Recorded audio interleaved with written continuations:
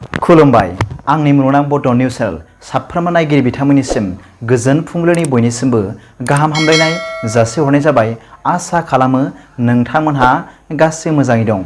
बे समाव आं नोंथांमोननि सिगाङाव फुंबिलिनि मोननैसो खौरां लाना फैलायबाय। अन्नानै भिडिअखौ स्किप खालामाजासे जोबजासिम नायलांदो। दिनैनि फुंबिलिनि मोननैसो खौरांफोरा जाबाय। गिबि रादाबाव दं। मैया बुधबारनि फुङाव धुबुरी जिल्लानि गलखन्ज ओनसोलनि सापर बालाजान गामियाव सासे आइजोखौ गावनि उन्दुग्रा खथायाव गोदोना सेथेनानै बुथारनाय जाथाय जादों। गाग्लोबजाग्रानि नखरनि सोद्रोमाफोरा गिख्रंथाव नुथायखौ नागिरना मोननायनि उनाव पुलिसनो खौरां हरो। थैनाय आइजोनि सिनायथिखौ सापर बालाजाननि थागिरि कासेम आलीनि बिसि अर्गिना बिबि होनना मिथिनाय जादों। बुथारनायनि थांखिया दासिमबो रोखा नङा आरो पुलिसआ दाखाथि, गावारि सुथुर एबा नखरारि हिंसाजों लोगोसे जायखिजाया जाथावनाखौ फोरमायदों। बे जाथाया ओनसोलाव मोनसे सोमोनांथाव सोमजिहोदों मानोना बे मुगैथाव जाथायजों सुबुंफोरा सोमोनांदों आरो गिदों। गामिनि सुबुंफोरा दायनिगिरिफोरखौ हमनो आरो बिसोरखौ साजा होनो थाखाय थाबैनो आरो मोजाङै नायबिजिरनो थाखाय दाबि खालामदों। गलखन्ज पुलिसआ जाथाय जानाय जायगायाव सौहैयो आरो गोथै सहखौ बोखांनो हायो।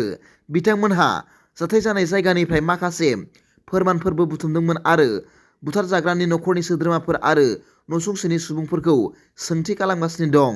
मोनसे केस रेजिस्टार खालामनाय जादों आरो नायबिजिरनाया सोलिगासिनो दं होनना खौरां मोननाय जादों। नैथि रादाबाव दं। NIOS एबा नेशनेल इनस्टिट्युट अफ अपेन स्कुलिंनि टेट उथ्रिसार जानाय बिजाथिफोरा सोमावसारदों। खौरां मोननाय जादों दि मैया गुवाहाटीनि बामुनि मैदामाव थानाय NIOS नि हेड अफिसाव आसामनि टेट उथ्रिसार जानाय बिजाथिफोरा सोमावसारदों।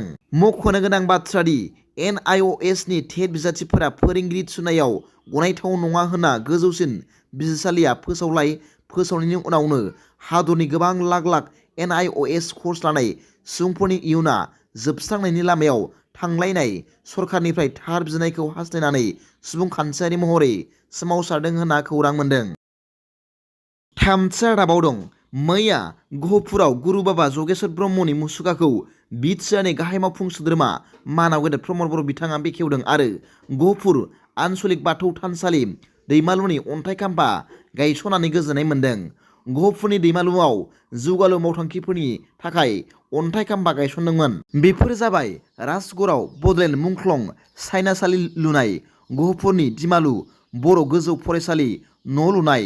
बे हाबाफारियाव MCLA श्री पबित्र के बर' आरो गोबां गेदेमा सुबुंफोरा बाहागो लादोंमोन होनना खौरां मोन्दों। ब्रैथि रादाबाव दं।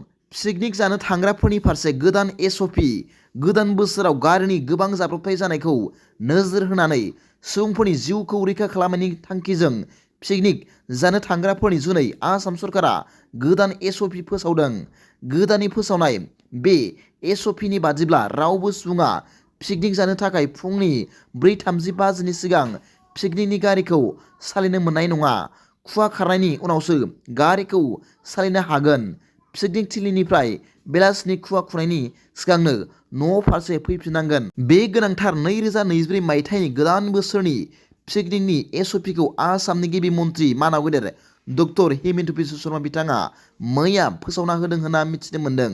मख'नो गोनांदि बे SOP नि थांखिखौ मैया गलाघाटनि देरगावआव जानाय आल्ट्रा ट्राक आरो आल्ट्रा बासनि गेजेराव गिख्रंथाव जाब्रबथाय जानायनिफ्राय लानाय जादों होनना खौरां मोन्दों।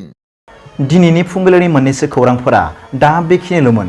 भिडिअखौ मोजां मोनदोंब्ला आंनि बे मुलुगनां बड' निउस चेनेलखौ अन्नानै साबस्क्राइब खालाम आरो बेल आइकनआवबो थुनानै ला, जाहाथे आं गोदान गोदान निउस आपडेट लानानै फैब्ला नोंथांनियाव सिगांग्रो नटिफिकेसन सौहैयो। दा बेलासिनि रादाबाव नोंथांमोनखौ आंनि बे चेनेलाव गासैखौबो बरायहरनाय जाबाय। गोजोन्थों। एसेनोसै। जै बर' हारिनि जै।